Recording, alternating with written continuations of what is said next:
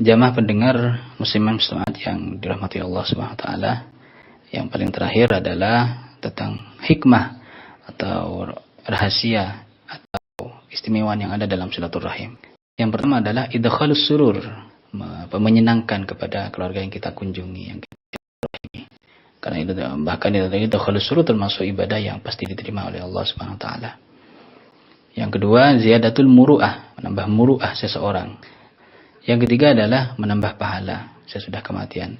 Karena tentu dalam sebagian bentuk silaturahim itu ada yang kita mengeluarkan harta. Yang dengan itu orang yang menerima mengingat kebaikan kita, sehingga setiap diingat maka kita dapat pahala.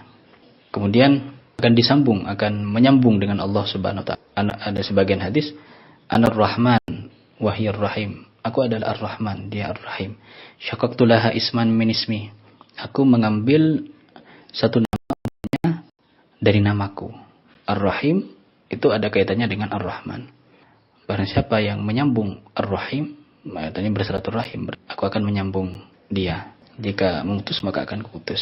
Alhamdulillah, tentu kalau sudah putus di sini, mau'idhuhun nar, tempatnya adalah neraka. Yang selanjutnya adalah tanda keimanan. Orang yang silaturahim itu menunjukkan dalam dirinya ada keimanan. Seperti dalam hadis, man kana yu'minu billah wal yawmil akhir falyasil rahimah, tadi dibahas.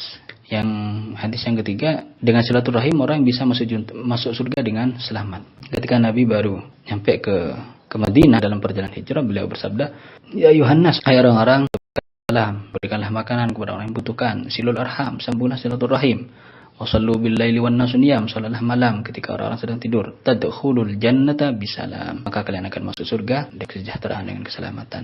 Hadis riwayat Ibnu Majah. Dalam hadis riwayat Muslim diriwayatkan, la yadkhulul jannata qati'ur rahim, tidak akan masuk surga orang yang memutus rahim. Alhamdulillah. Kemudian hikmah yang lain adalah rezeki akan barokah dan umur juga akan barokah.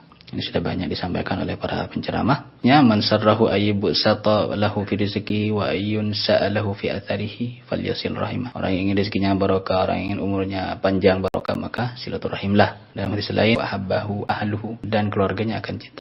Hikmah lain dari silaturahim. Ibnu Hajar menyebutkan hadis ini dalam Fathul Bari. Kemudian riwayat yang lain, yu'ammiranid diyara wa yazidani fil amar. Silaturahim itu memakmurkan rumah dan menambah kepada usia. Imam Nawawi menukil pendapat ulama, apa ini maksud menambah usia, bukankah ajal seseorang sudah dipastikan?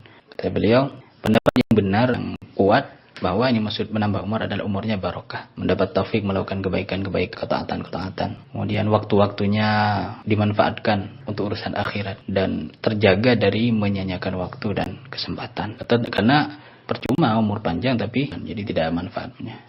Kemudian selanjutnya adalah bertambahnya pahala. Kemudian juga yang pentingnya orang yang silaturahim, hikmahnya adalah terhindar dari su'ul khatimah. Dalam riwayat disebut Ibnu Hajar dalam Fathul Bari, sesungguhnya sedekah dan silaturahim Allah menambah dengan keduanya kepada umur, dan Allah menepis dengan keduanya mati dalam keadaan su'ul khatimah. Naudzubillah. Moga kita semua husnul khatimah. Selanjutnya adalah diterima orang dengan orang tidak silaturahim, maka amalnya tidak akan. Dalam Musnad Imam Ahmad dikatakan, perbuatan manusia dilaporkan kepada Allah sore hari Kamis, malam Jumat, maka tidak diterima amal perbuatan orang yang memutus silaturahim. Kemudian selamat dari dosa yang siksaannya dijatuhkan di dunia, bahkan juga di akhirat.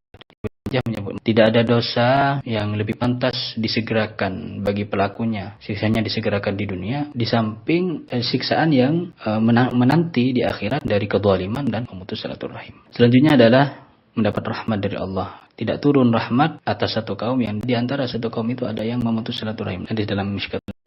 Kemudian selamat dari laknat. Allah SWT berfirman, mereka itu, maksudnya mereka itu yang disebut di depan termasuk yang memutus silaturahim, mereka mendapat laknat dari Allah sehingga dibuat tuli, dibuat buta oleh Allah Subhanahu wa taala. Itu kemudian juga selamat dari kefasikan.